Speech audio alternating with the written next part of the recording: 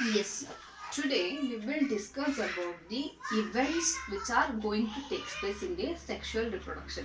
Last class we have discussed about what are the steps, what are the process which are involved in the sexual reproduction. So now when we are talking about the reproduction process, as we know that we have to know the reproductive organ.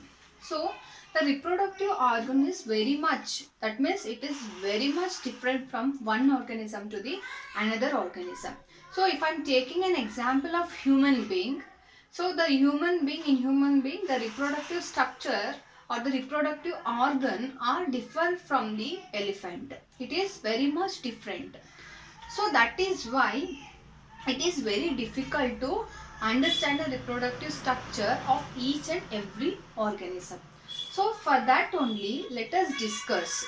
So in general, so today we are going to discuss in general about the reproductive organ or the reproductive part of the organism in general.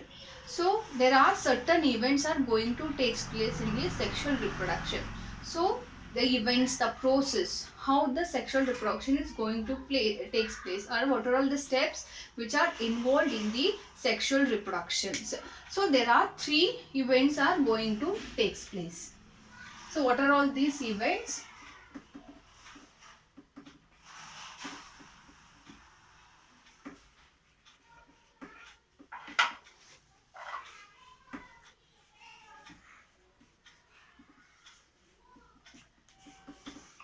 The first one is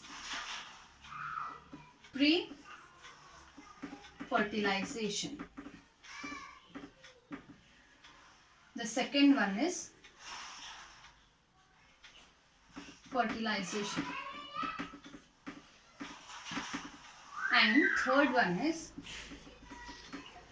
post fertilization. Now you have studied about the fertilization, right?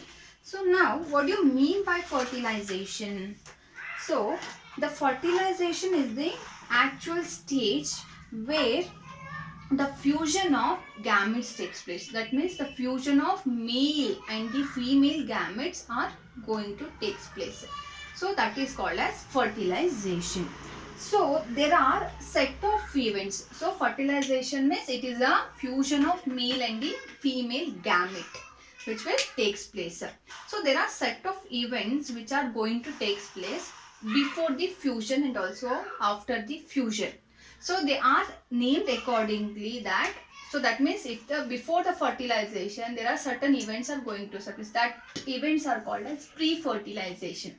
So after the once the fertilization is completed, there are certain processes that certain events are going to take place, that named as the post-fertilization.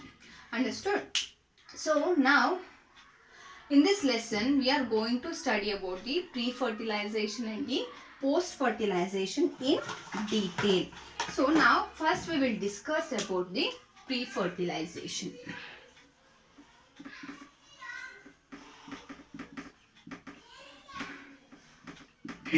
Pre-fertilization. Now what do you mean by pre-fertilization? What do you mean by pre-fertilization? Pre means prior. That means the fertilization. Before the fertilization, what are all the things are going to take place?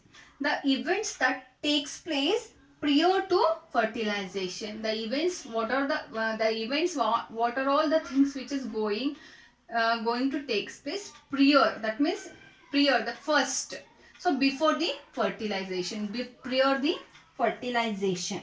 So before the fusion between the male gamete and the female gamete, certain things are going to changes. Means certain things has been going to takes place.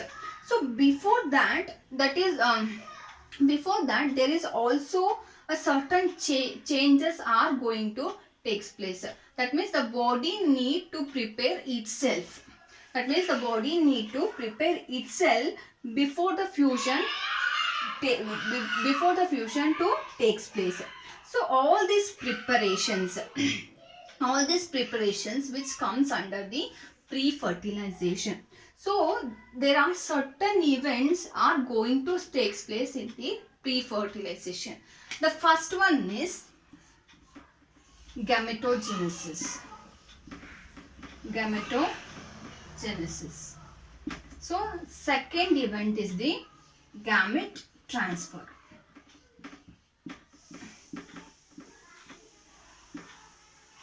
So these are the two events are going to take place in the pre-fertilization. Now, what do you mean? That means, as we know that fertilization will be takes place. So means fertilization has to goes on. So what for fertilization what we need? We need gamete, right? We need gamete. So the fertilization means is nothing but the fusion of the male and the female. To get the fusion, we need the gamete, right? So here in gametogenesis, there will be the formation of gamete takes place. In gametogenesis, the formation of gamete takes place.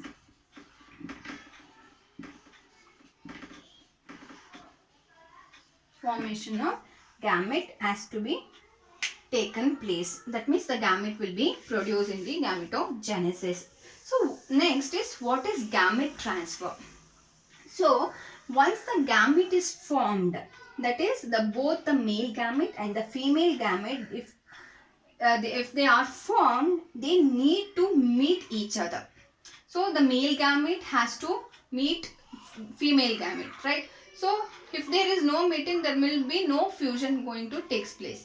So that is why they have to meet each other. So that is why they are bring to each other. So then after bringing them each other, there will be a transfer of male and the female gamete going to takes place.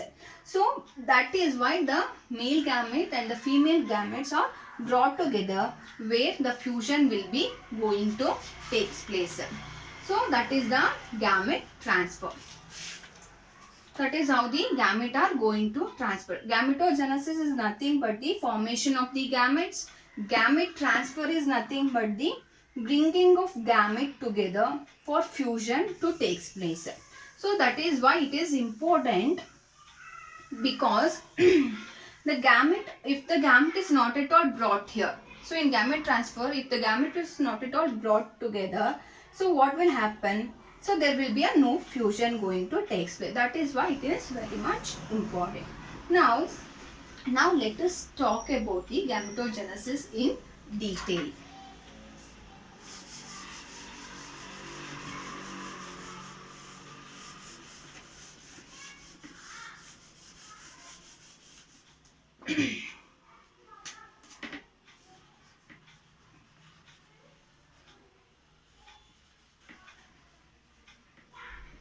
Gametogenesis. So as I said earlier, gametogenesis is nothing but the formation or the process of gamete formation. So there will be a male gamete and the female gametes. Here formation of gamete, right? So once they will be formed, there will be a male gamete and the female gamete.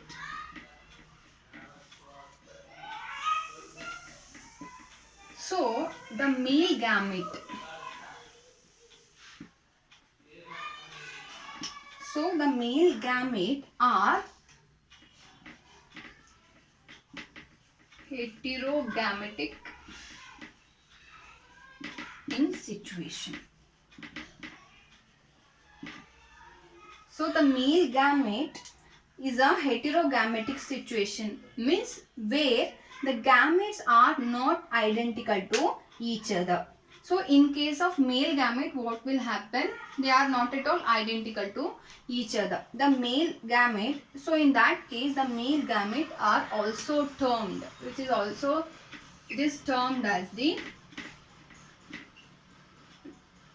antherozoid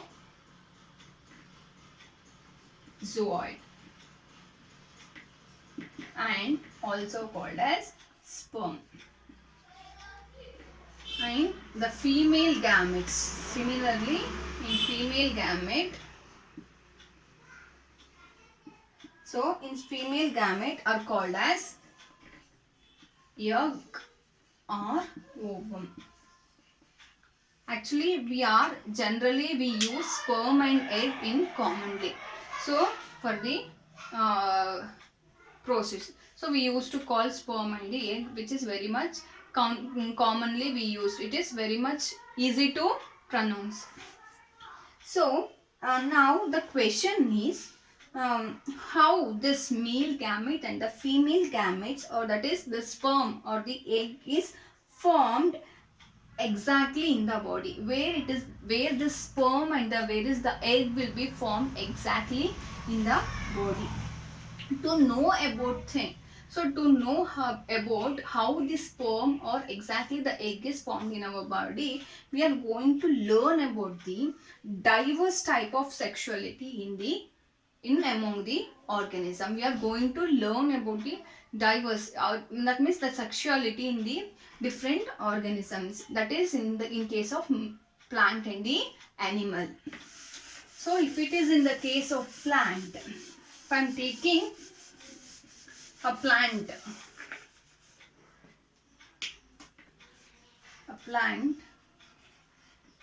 so as we know that in plant, the male reproductive part and the female reproductive part are very much specific.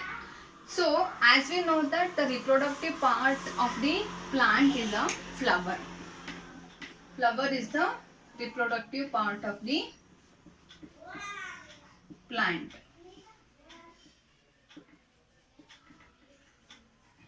Right? So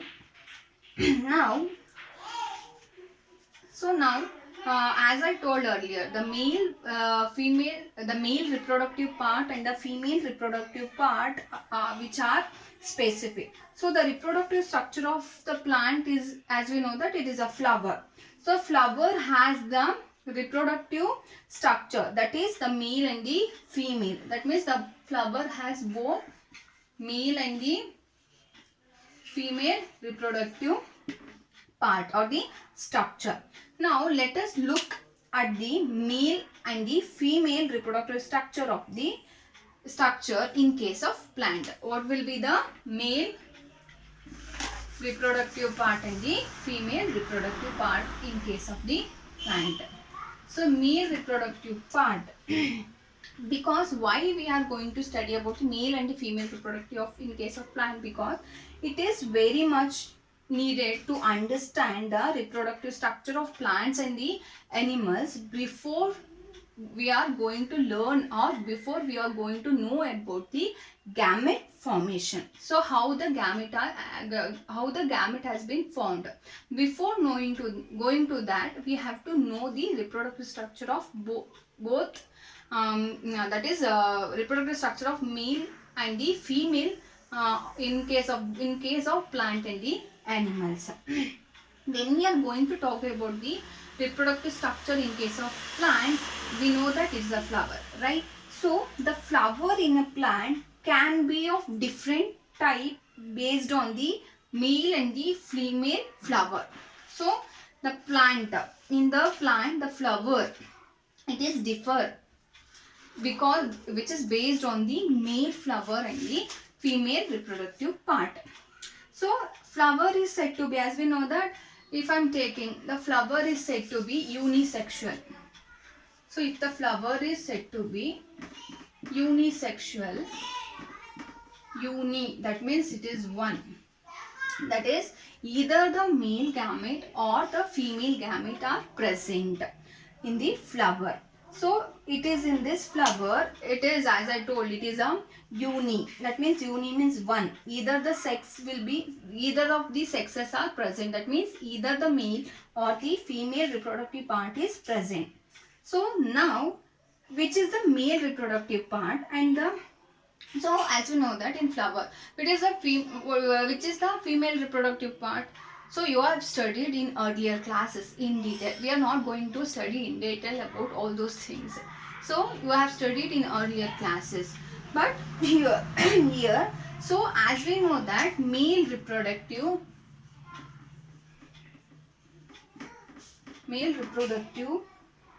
part is called as stamen.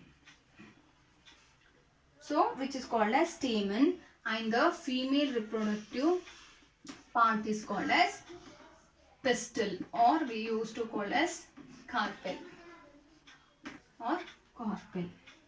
It is the male reproductive part is stamen, female reproductive part is the pistil or the carpel. So now the stamen is present in the, if it is the stamen is present in the male flower, that we called as staminate. So if the stamen is present in the male reproductive or male flower, that is called as staminate. So if the pistil are present in the female reproductive part, are called as pistillate, which is named as pistillate. So that it is in case of the flower. So for example for this are papaya, watermelon, etc. So it is in the case of the flower. Now if I am taking in case of the plant which consists of either the male or the female flower, they are known as dioecious. So either the male flower or the female flower are present in a plant, that are called as dioecious.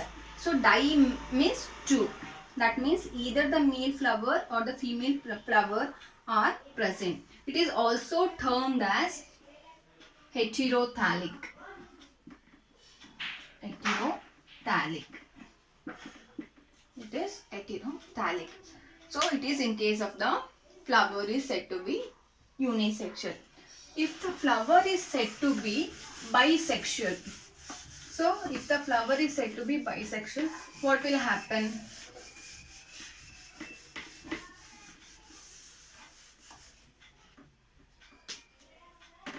If it is the flower is a bisexual means bi means two. So if the both male and the female flower, female reproductive part is present in it, so both male and the female reproductive part which is present in a flower is said to be bisexual. If it is in case of plant, if it is the male flower and the female flower which is present in the plant, that we called as monoecious. Monoecious plant, and is also termed as homothallic. Homothallic. So example for bisexual, it is China rose and the mustard. So these are the bisexual. So next class we are going to study about the in case of the animals, what are all we called. So today we have studied about the how the fertilization has takes place before the fertilization, and the, what are the things are going to take place. That is nothing but pre-fertilization. In pre-fertilization, what we have learned, that is the formation of gamete and the transfer of gamete. So as we know that there will be a male gamete and the female gamete. So how this transfer will be taken place, you have studied. Then will be the formation of gamete, that is nothing but sperm and the egg. So where the sperm and the egg has been formed. So to know that, we have learnt about the diversification in diverse sexuality in the organism. We have learnt in case of plant. Tomorrow we are going to learn in case of animal. Thank you.